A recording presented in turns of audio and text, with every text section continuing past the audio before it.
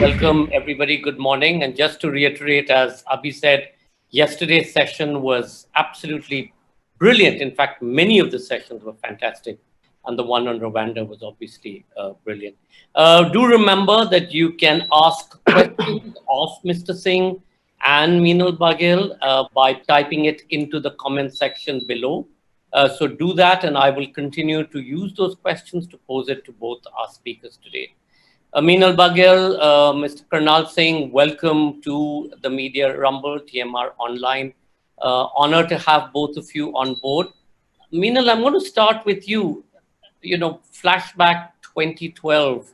The same case today, because it has all the elements of love, passion, socialites, a handsome person, a rake. It has every ingredient that would have caught the fancy of the present day media, television as well as online media, and would have overtaken perhaps the more important news that we have as we're seeing, whether it's on China or the economy, etc. Tell us a little bit about how you stumbled upon the story and how you put together such a fabulous, racy, brilliant book, and then, of course, how it was converted into a film. Thank you, Sanjoy. It's a pleasure to be here. Going back to the murder of television executive Neeraj Grover in Mumbai and the involvement of Emil Jerome, who was a naval lieutenant, and Maria Susairaj, an aspiring actress. What was similar to that? Actually, there are a few similarities, but some very crucial differences between the Ria and Sushant case. So I got interested in Maria's story is because, you know, typically you have all the protagonists were attractive people. They were associated with glamour. There was a certain element of small town meets the big city. You know, all the three people were from small towns whose lives sort of collided in Mumbai. So those were very interesting things. But for specific to our discussion today was the way the Mumbai police hyped up the case. There are several murders, but because the Mumbai police knows what the media wants, and as does the police in the rest of the country. So they fed us interesting bits about the body being cut up into several pieces, tidbits about Maria's character, that, you know, how she, you know, the whole idea of casual sex. There was some element of drugs involved. There were allegations that the people involved used recreational drugs. So that's how I got interested in the case, and I wanted to understand the pathology of a killing and what it tells us about society, urban society at large. That was how I got interested in the case. But the one crucial difference between the current case and is that the media's interest is exponential now. Also, there is an element of politics which was completely missing in the earlier case. This case has been now directly linked to politics, which makes it even, shall we say, more challenging and murkier. Meenal, given that at that point of time, there was such a lot of reportage on it, to the extent that Neeraj's parents themselves refused to take the body or claim the body on the case. And in your understanding, where was the issue? Rather, why was the police trying to create this hype and in some ways try and also link it to the Nanavati case as a then, which was the cause célèbre case in all of this? I mean, that was the beginning. So if you can just go back into history, because what I would love to do is just establish for our audiences how crime and murder and a crime of passion became so much of a headline issue. So Sanjoy, if you allow me to go back a little bit, basically in Mumbai, for instance, the police and the media have a really symbiotic relationship, right? before 2005, so two things happened. One was that over the years, through the 80s and the 90s, the underworld in Mumbai was at its peak, right? And there was a lot of glamour attached among the crime reporters to report on underworld killings, and it so happened that, so there were these underworld factions. The media was also, it also became turned into factions. So there were people who were like who had access to stories from the Dawood camp. There were people who had access to stories from the Rajan camp, and the same thing happened with the cops.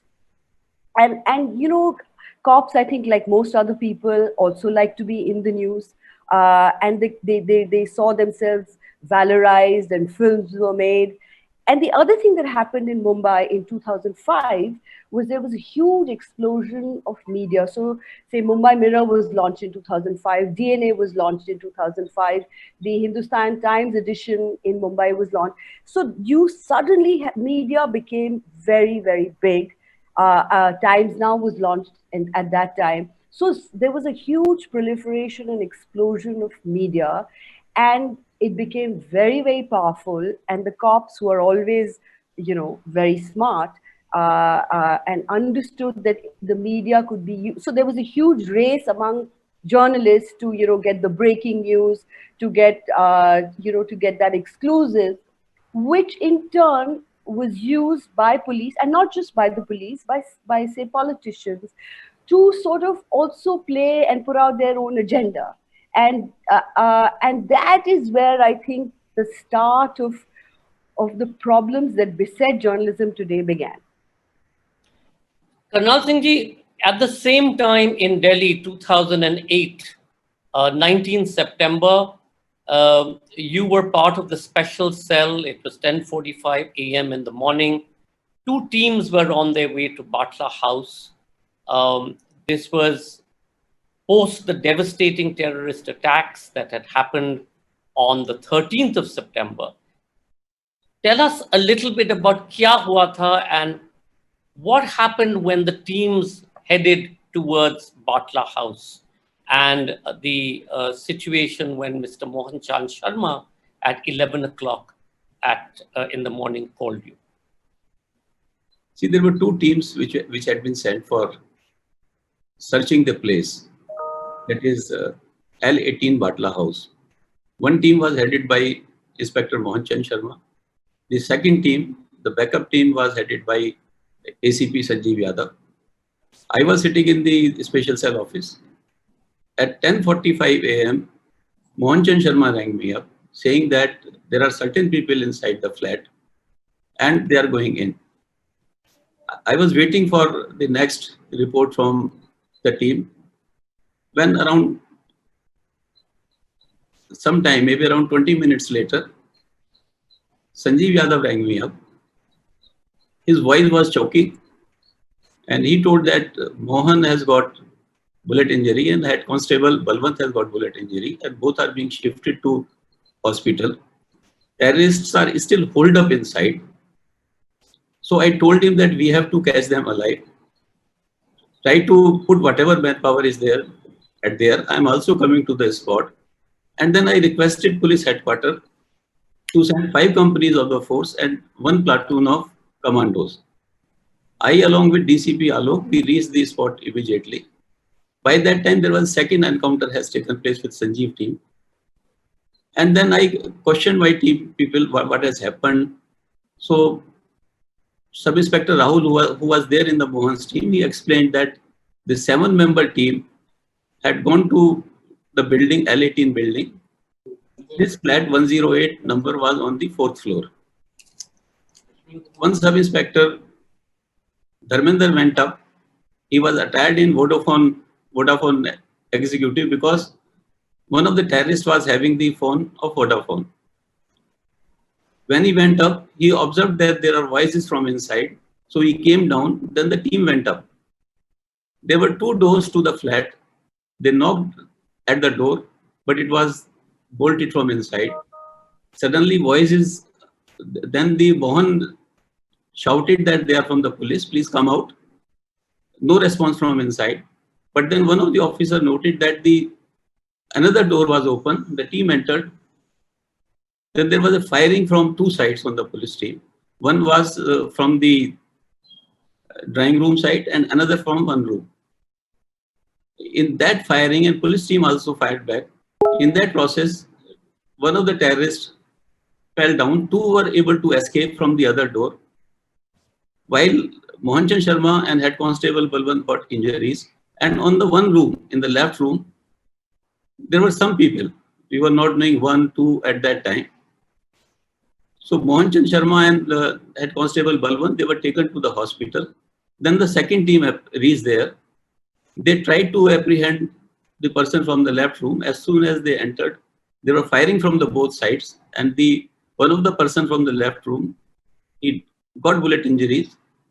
And one person was caught from the bathroom. That was the incident that took place.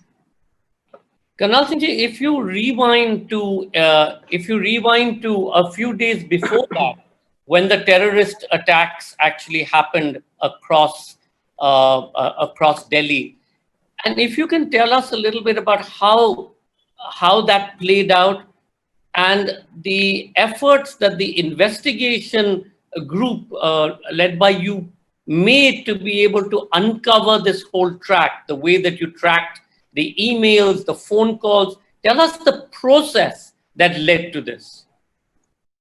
See, an investigation of any case, whether it is a terrorism-related case or the criminal case, it starts from the spot. Now, in this case, when we reach the spot, one can see what type of cuttings of the objects are there. See, generally, if there is a low explosive, it is a jarred cuttings. If it is high explosive, it is a sharp cuttings of the things, like iron sheets are there, how they are cut. So one observes that in this particular case, there were jarred cuttings. That indicated that the explosive used was the low explosive. Then you observe like the smell of any chemical. So there was a smell of the chemical, which one could observe at that place. And because of that, you can understand which type of low explosive is there. That is the one thing one gets from that spot. The another thing is that there is a possibility that the person who planted the bomb could have got injuries himself or could have died himself. Therefore, in the hospital, whosoever gone for treatment, or even the person who has died, the person who are being treated, they are interrogated to find out their incidents. The person who have died, their incidents are also gets verified. That is another thing. Then once you know the explosive, one goes to the explosive shops. There are around 500 explosive shops in Delhi to ascertain who purchased the explosive, because the shop owners, they keep the records who had purchased the explosive. So that is another investigation goes on. Thirdly, was any phone used by the terrorists at this spot? So we collect dump data. Dump data is a data of all the phones which were used through the cell tower at that places. In this particular case, terrorists were not using the mobile phone, so dump data was of not any help to us. Then there are a large number of CCTV cameras located at various places. So one goes through scanning the CCTV cameras, they get the record of that and scans that if there is any possibility of finding out any movement of suspicious person in that. Karnal Singh, you were talking about the dump data from the towers, the triangulation, but usme in the kitab, you've sort of talked about how there was this closed loop call that was going between three phones and how you were able to, and even though it was being disconnected very quickly, you all were still able to use that to determine as part of your investigation. I'll come back to that. I was just telling from the spot what we were observing, what we were seeing. There were two eyewitnesses also in this particular case. One was the balloon boy Rahul, and another was auto driver. So they also got the sketches made. They were very, very good sketches they had got made. Then we had to put those sketches in the newspapers. And even in that, certain people said that they have seen so and so. Those people were verified. Besides this, what happened is there was blast in Gujarat on 26 July, the same year. The Gujarat police had arrested some of the CMI members who were involved in the blast cases. Those two of the important CMI members, they were could not be arrested. Those members were connected with Indian Mujahideen. Now, the persons who were arrested, they gave 3 phone numbers used by the terrorists, the Indian Mujahideen people. These 3 phone numbers were only talking to themselves. There was no outside call, except one call came to one phone, which shows 1 second incoming call. What happens is, suppose somebody makes a call to me or to you, and if you don't accept the call and you disconnect it, it shows that accepted call of 1 second. So generally people ignore such calls, but Mohan Chand Sharma did not ignore it. He tried to find out who this man was, who rang up at least on this number. So this number found to be belonging to a person from Lucknow in Uttar Pradesh, but at the point of time when he made this call, he was in Mumbai, though he had not gone to Gujarat. The analysis of this number indicated that this number was in touch with one number in Delhi, staying in the Batla house area, and this number was of Atif, one of the terrorists who died finally in the encounter on 19th. In Sadiq Nagar. Yes. Yeah. So this was the one clue. The second clue came on 18th of September. What happened is that in the Gujarat, terrorists had used one thief for 4 vehicles. 2 vehicles were planted in the Ahmedabad hospitals. 2 vehicles were planted in Surat hospitals. The purpose was that when the injured or family members come to the hospitals, the car bomb will explode, causing more casualties of the people who had come to the hospital. But fortunately, there was no explosion in Surat, and 2 vehicles which were placed did not explode. As a result, their number plate, chassis number, etc., they were found. And on further investigation, it was found that these cars were stolen from Navi Mumbai. Thereafter, Mumbai police questioned a large number of car thieves, and ultimately on 18th, they caught one thief who said yes, he provided these vehicles to the terrorists. He took them to a place in Ahmedabad, where he told that around 13% had come from Delhi. They traveled by Rajdhani Express in the evening of 26th after planting the bombs. So this was a very crucial information which came on 18th afternoon. So our team started working on that. First idea was, so many people were coming from the Ahmedabad on that, how to find out who are these 13 people. So what we thought is, if these people have gone from Delhi, therefore there is a very possibility that they have got written reservation done from Delhi. So our teams scanned all those people who had got written reservation from Delhi and found that there are 13 people got reservations, not all 13 together, 4 like that, but their addresses could not be verified. Then I asked my team members from where this reservation was done and where was the location of Atif at that time, his phone location. So it was found that the phone was done from Nizamuddin, and Atif was also, the reservation was done from Nizamuddin railway station, and Atif's phone number was also found to be at Nizamuddin railway station. This gives a doubt. Then we went through the whole conversation which had taken place between him and his friends, colleagues, which were innocuous conversation. Like one conversation says, Shakil talking to Atif saying that there is no place to locate an auto in this area. So then Atif says, then what will you do? He says, okay, I'll manage. When we observed this, Shakil's position was in Karol Bagh. So this gives further doubt. Now all these doubts was pointing out towards the person Atif in the Batla house. With that information, our team went to search at that location. I'm going to come back to you, Mr. Singh, because I want to get a little bit more clarity on how you used media positively to be able to get the citizens of Delhi to help identify where some of these explosives were, whether it was in Regal, whether it was Rahul, the balloon center. But Meenal, coming back to you, in the same way that this investigation happened in Delhi, and of course it was a completely different set of circumstances by the police special cell.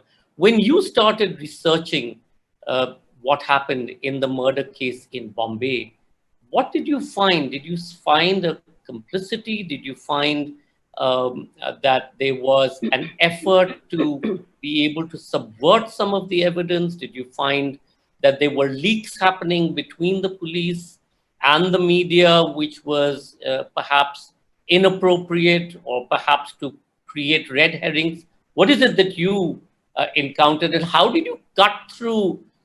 Because there was so much, when I was reading the book and when I was actually researching online late last night and seeing the kind of stuff that had come up, which is quite, which throws the red herring. Tell us about how you cut through that and your experience of what So, happened. 3 things, Sanjoy. One is that this was a fairly straightforward case, unlike, say, a terror case or custodial killings or encounter deaths. This was a fairly straightforward crime of passion. However, and I'm smiling because the cops always want to plant something or the other. There are always red herrings. In no matter, even if it's a case of simple theft, there will be some red herrings. What was interesting in this particular case was that how the whole idea was built up of Neeraj Grover's body being cut into 200 pieces, which gives it a really macabre sort of element to the murder.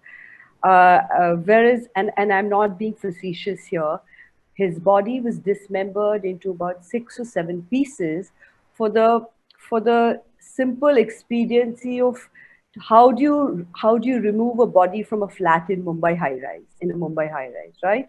So I think everything was when the cops realized, and so does the media. I'm not painting the media in some sort of flattering light, but when we realize that there is something salacious, so there's an element of a case that can go far, everything gets accentuated. So if it's 4 pieces, it becomes 10 pieces. If there's a femme fatale, then she could be her attributes get again exaggerated. So what a book allows is that it allows you time. It allows you time to, once the media has kind of the immediate spotlight is moved on, it allows you time to kind of go back to people again and again, which as an editor for newspaper, I understand daily journalism doesn't allow. So there is also that issue of that, you have to close, and with TV, it's even worse, that, you have to get the story now, and which is where most of the problems So, Meenal, the interesting thing about the book to me was that as the story unfolded, your sympathies, and I'm going to use the word sympathy very specifically, seem to lie with the murderer, and you in many ways question the now release of the lady in question who was part of this the duo who conducted the crime. So the question that I have for you is that, given, again, I'm bringing it fast forward, today, because we're seeing the role of media in the Sushant Singh Rajput case, in the Riya Chakrabarti situation.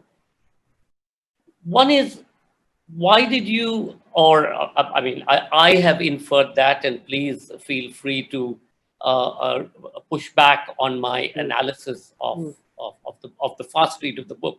But the question to you is that, fast forwarding into today, one is, what is the responsibility? I'm not saying role.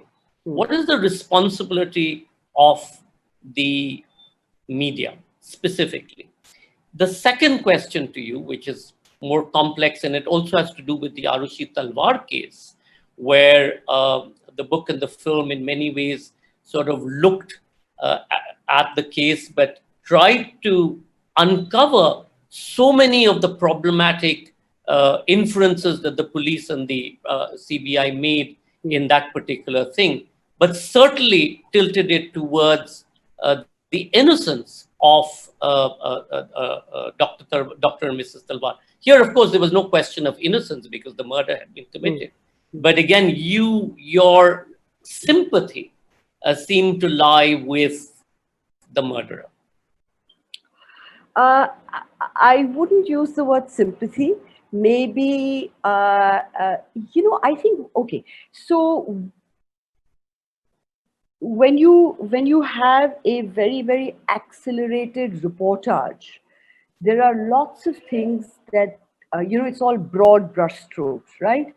And because there were, for instance, in this instance, there were three protagonists. One was dead and two were in custody. So there was no chance to get their version. What you actually got was only what the police said. So it was important. So what you perhaps construe as sympathy was actually me just trying to present what they went through as well. So these, now it has come to, because this accelerated media coverage is so huge that that just presenting the other side is now seen as sympathetic. So that was not the case. In the Arushi case, by the way, I just want to say here that Aviruk Sen's book was a result of, he reported the trial on a daily basis for the Mumbai Mirror. And one of the reasons, though we were a Mumbai paper, to commission him to do this was to actually understand that, what goes beyond the media trial. Because the real story very often actually happens behind that, or post the media trial is when the real story unfolds. I mean, we're going to come back to that when you're talking about the real story unfolds, because obviously, again, I need to refer to what's happening today. Yes. But I'm going to just come back. Mr. Singh, one of the things that you were very effective, or the Delhi police or the special cell was very effectively able to do at that point of time, is actually use the media to try and get people to, one, be very careful, to look to identify unknown objects left behind. Tell us a little bit about how you engaged it. Of course, it was a very different media then to what it is today, but still, how were you able to do that so effectively? See, there were two aspects after this 13th September explosion. One was the investigation of the case. The second is how to prevent explosions subsequently. Now, for preventing explosion, you have to alert Delhi. You have to alert people, markets. You have to deploy door frame metal detectors in the market. Put more CCTV systems in the market. So, number one is Delhi police interacted with the resident welfare associations, market associations, requested them to come to the aid of the police, to supplement police force actually, and they came, and a lot of huge help was there from the public. The second was, we had started a system known as Eyes and Ears scheme, which has large number of people who are sitting, like somebody sitting at his residence or somebody sitting in the market. The people who are selling something, they were involved prior to even this, and they could have the phone number of the beat constables. They could give information to the beat constables that if they are seeing anything suspicious. So that comes to the help of the police in preventing the explosions in further. Then we have the system of giving the advertisement in the newspapers, what public should do, what public should not do. If they feel there is any unidentified object, they immediately should report to the police 100 number rather than touching it themselves. So it came a good help from the public and from the media in spreading the message, what they should do in preventing explosions in the future. Before I ask you the next question, I just want to tell our listeners and viewers that should you need to ask any questions of Meenal or Mr. Singh, either about the Batla house, which has just finally arrived on my desk, the book. So thank you so much for this. Or the case that Meenal Baghel has written about, please do type it into the comment section below, and we will take it during the thing. Mr. Singh, one of the things we have always told the police, whether it's at the GRP Thana at the New Delhi railway station, where, I'm also part, Lambe Baal hai, so I become the heads of many different organizations. So I also helped set up something called the Salam Balak Trust. We look after street children. So आपका जो balloon seller था ना, Rahul, after having been the witness, he was sent to Salam Balak Trust. One of the things I had asked him at that point of time, I said, आपको कैसे पता था कि this is something that you had to report? So if you can tell us how you work, or how does the police work with, I mean, normally you would always suspect a street person कि ये चोर है, ये निकम्बा है, ये कुछ नहीं करते, and yet you made them very much part of your investigation. Similarly, even in the three-wheeler scooter incident, where the person who got off the three-wheeler said to the scooter driver कि मेरा bag आपके पास मैं छोड़ के आ रहा हूँ, and he goes into a shop and disappears. Tell us a little bit about how that happened. And then the second part of my question, Mr. Singh, is going to be about emails, but we'll come to that. Tell us about this. See, the terrorism is not done by the people who are on the streets. It is done by the people who are indoctrinated, radicalized. The people who are on the street, they are earning their livelihood. As I told you in Eyes and Ears scheme, that was elaborate scheme where precisely these people who just observe what is happening around. And if they are sitting there, if they are standing there for a longer period, they will know any abnormality which is taking place. So using those people for collection of intelligence is very, very important. That scheme was implemented in Delhi. Then secondly, immediately after the blast takes place, then one tries to find out who are the people in that vicinity. Everybody is asked if they know anything. So there are some people who come forward and they tell, yes, we have seen this, something abnormal they have seen. Similarly, if you see, there were 3 bombs which were diffused. 2 of these bombs were reported to the police by the people who are on the roads. They informed, and then the beat constables immediately took it out, stripped it So I just want to put into perspective, one was the Barakhamba in Yes. the rubbish dump, one was outside the Regal Cinema in the waste bin, where your police personnel just went and ripped it, opened it, and was able to defuse it. And one was an India Gate Children's Park. Sorry, an India Gate Children's Park. Yeah. So that is a process, and we don't suspect the children or anybody standing on the road to be a wrong person. Actually, they are the very persons who help us in detecting many crimes.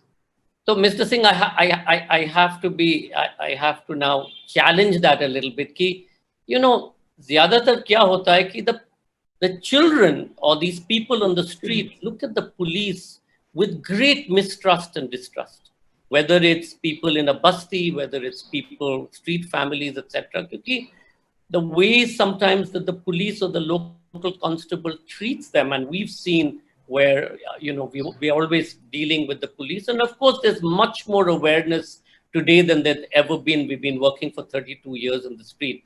But ये मुझे बताइए कि the need for police reforms, the need for better training. Today, the police is still referred to as a force, which is pretty much a colonial hangover. Whereas in many ways, the police should be the police service, because they're providing service to the community, to the people. They're protecting them, and they must be able to find confidence building measures to be able to stop, because it's impossible today to stop crime. It's impossible also to a large extent to be able to prevent all untoward incidents, including terrorism. And what you need to do is build confidence. So what do you think, Mr. Singh, given that, when you, in this particular incident, you all worked so closely, despite the allegations later in the Batla house incident, but you all worked so closely with the community, with people, to be able to, be able to investigate and be able to bring this case to some fruition. See, I agree with you. The police image has suffered a lot, and it is not improving. Now, I attribute it to two reasons. One is the police behavior. And the secondly, at certain level, there is a lack of professionalism. Now, police behavior comes because if you see, there is a shortage of manpower. We have today sanctioned strength of the police around 181 policemen per lakh of population. There is a large number of vacancies, 24% vacancies are there. So that result is 137 policemen per 1 lakh population, while the United Nations recommends it should be 222. So because of the shortage of manpower, the policemen had to work for a longer hours of the duty. They don't meet their families for weeks together. That when one meets the family, a sort of compassion comes into the mind. He understands what is a family. But when one is away from the family for a longer period, a sort of hardening comes to him. So that is one reason. The second reason is how do you measure the performance of the police? Today we have the only statistics as the measure of performance of the police. How many cases have taken place? And if somebody wants to prove that he is efficient, what he will do? He will do not registering the cases, not controlling the crime, but controlling the registration of the cases. And that is precisely happens that if somebody wants to show he is more professional, then registration of the cases will not take place. We have seen in Delhi police. For example, it's 1979. There was free registration. Every case was registered. The number of cases rose. Then there were two attempts made by two CPs. One of them, Mr. VN Singh, was transferred because of the rising registration of the cases. I will not say rising. Then Mr. Bhimsen Basi came. He said total registration of the cases should be there. Unfortunately, the government supported him. Otherwise, what happens is when the cases rises, media says there is a rise in crime, the issues are raised in the parliament, the government sometimes may not find itself able to support, and the officer is transferred. So number one is we have to change how to measure the performance of the police force. One can have measures like what is the public perception of the professionalism. That may be the better standard to judge the police force. Secondly, we have no innovations taking place in police. Investigation, new innovation should be there. Modern technology should be introduced. Somewhere it has been introduced, but it has to go to the grassroots level of the police force, like the head constable and sub-inspector who was investigating the case. They should be able to use modern technology. We might use, we have large number of data, we might use artificial intelligence, big data analysis to understand how the crime will take place next. We are not innovating. Even you take example of law and order situations, handling. We have the same pattern of handling the law and order. That is, first issue warnings that we will use lathi charge, then gas, and then firing. We have not developed because situation is changing. If you go in the city, streets are small. There is no possibility of using lathi charge. People are throwing stones. So how do you handle that? There need to be investigation. There need the research on that, but researches are missing in the police. Then the expert support is not available to police. They have to find out their own expert support. One investigating officer will search somebody who can help him, but institutional support should be there.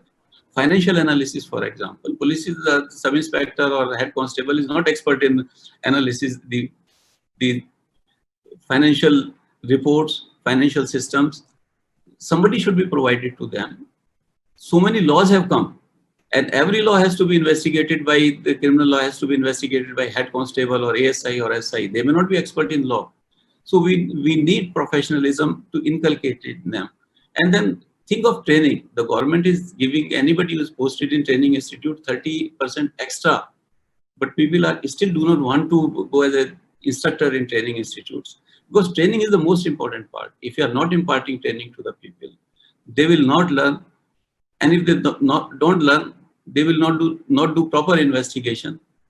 So these are all the various areas where police reforms are required, and that can help improving police better. Let me come, Mr. Singh, I'm going to come back to you. Meenal, the world over, at least in democratic countries and in the major cities, the New Yorks, the Londons, etc., the police commissioner sort of tends to take regular press briefings, conferences, depending on what the incident level is.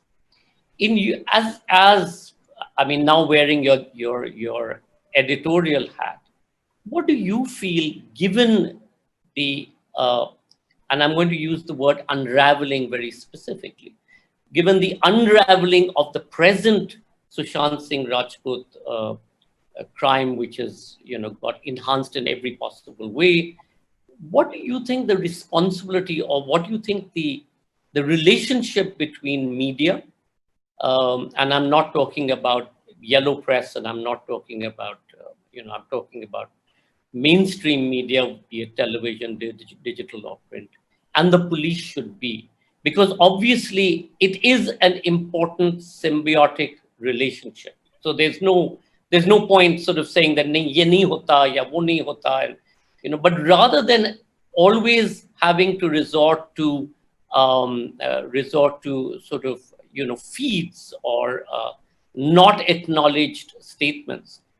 Because what Mr. Singh also talked about is that the police don't have access to good forensic investigation or resources, whereas media to a large extent has. You all can go to every expert, get them onto your television channel, decide that, as we've seen,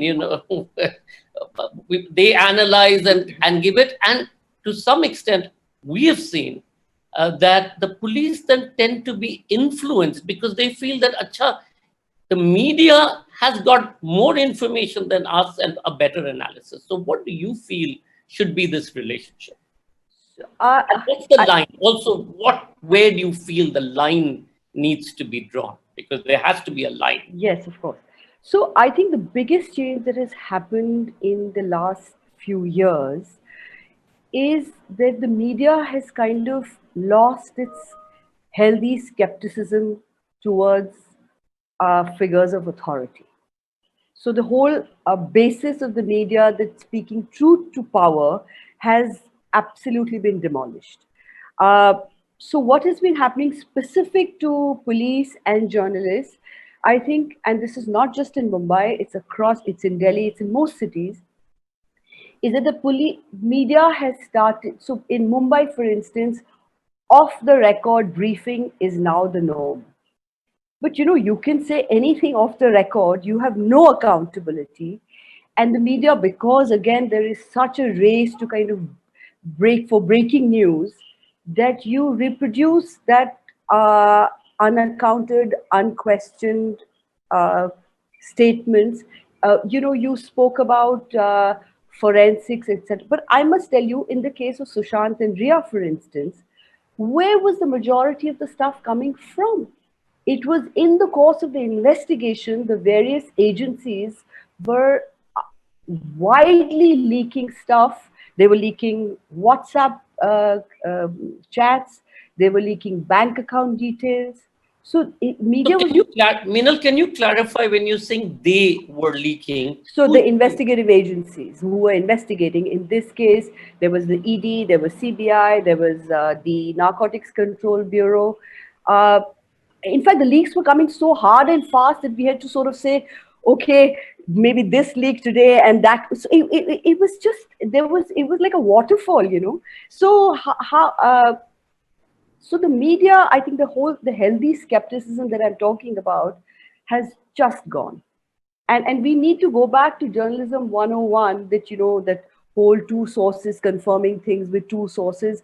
We don't have to do anything radical.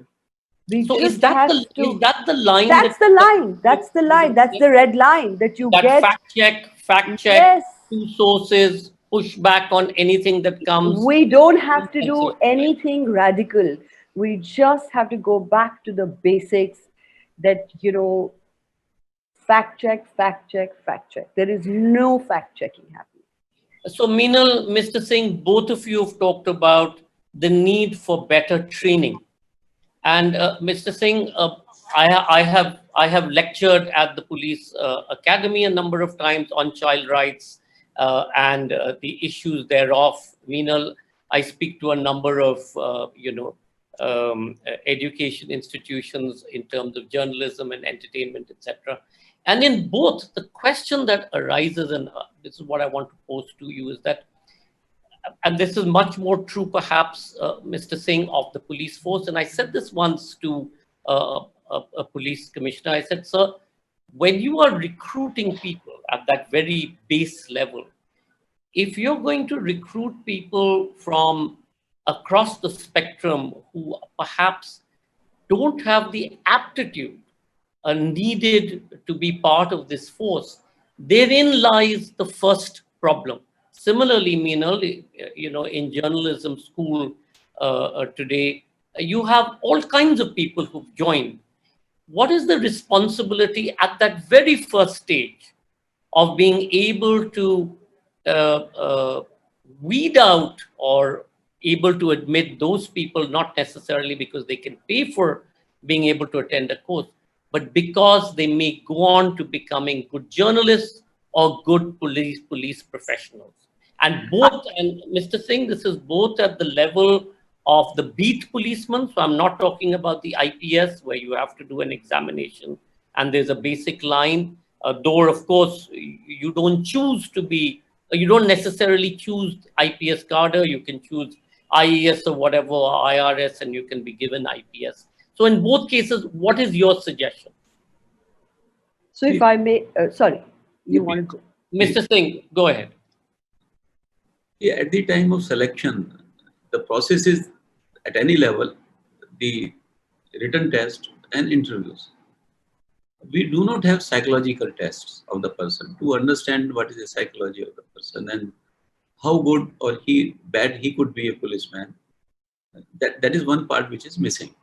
Second part is, even if there are people who are not in the initial stage tuned to policing, but the training can be such that these people can be made better to understand what is happening around, better to understand about the society.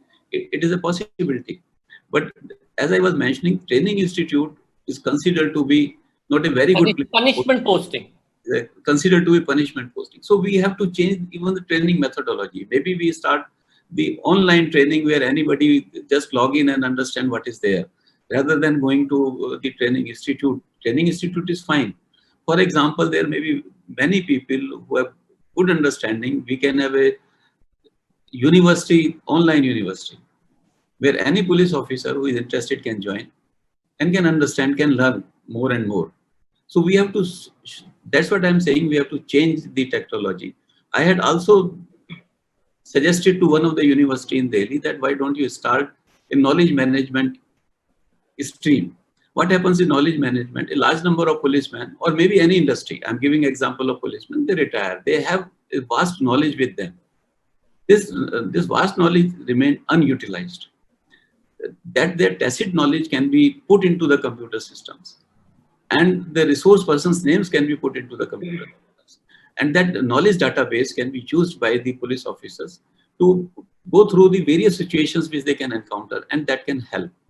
Therefore, training is very, very important in bringing a person to be at par, to be best. That is what is required.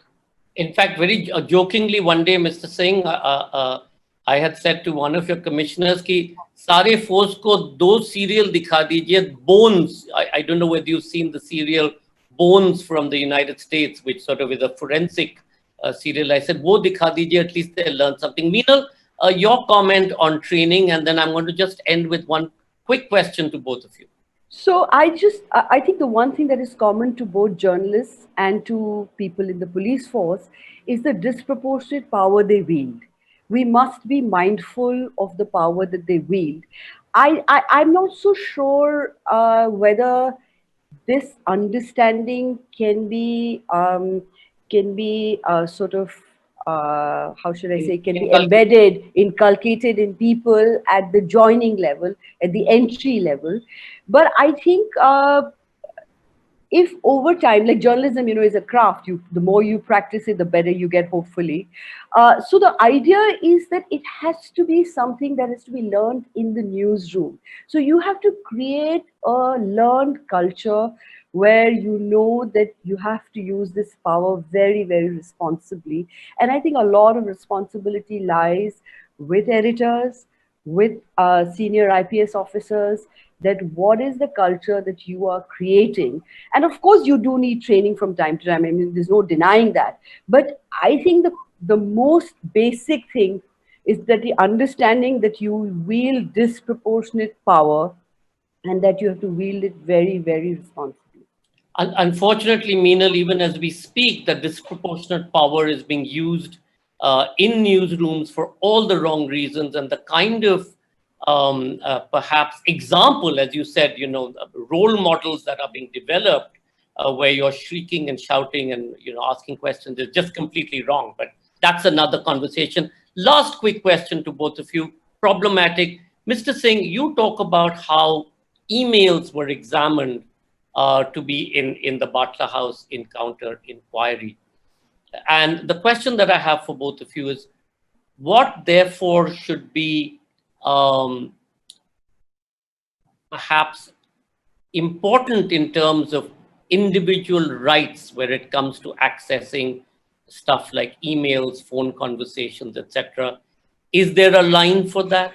Is there a law that needs to be brought into that? What do we need to do? Mr. Singh. See, there is a law. The information, the Indian Telegraph Act provides the provisions. In what circumstances any phone can be intercepted. Section 69 of the Information Technology Act also provides in what circumstances. Mr. Singh, that's never, as we know, it's never ever actually looked at, because police, we know that there are safe houses across many cities where phones are tapped and emails are seen, not legally. No, and there's been enough inquiries on that as well. So what is the line? Is there a line? See, there is a line, because any phone which is taken under observation, the approval has to come. If it is a state government, then the state home secretary, and if it is a central government, the central government home secretary. So there is a line. It is not possible that you put phone under observations without the knowledge of the home secretary of the state or the central government. That is not possible. What you are talking is perhaps the one instrument which comes where it is an offline instrument which comes around to 8 crores of rupees, where it is possible to tap certain phones connected to particular cell towers. But the government has banned them, and nobody can purchase without the permission of the central government.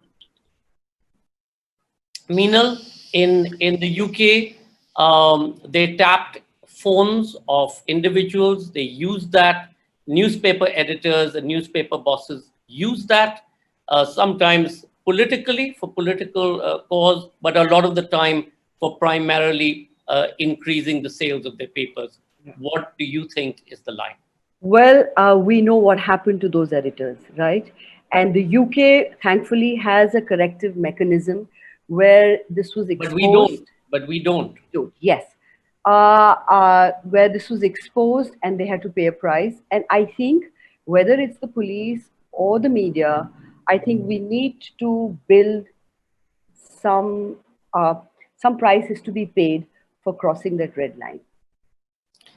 Mr. Singh, Meenal Baghel, thank you so much. I mean, there's so many bits of conversation we could have continued with both your books, with both your experience. Thank you for being on the Media Rumble.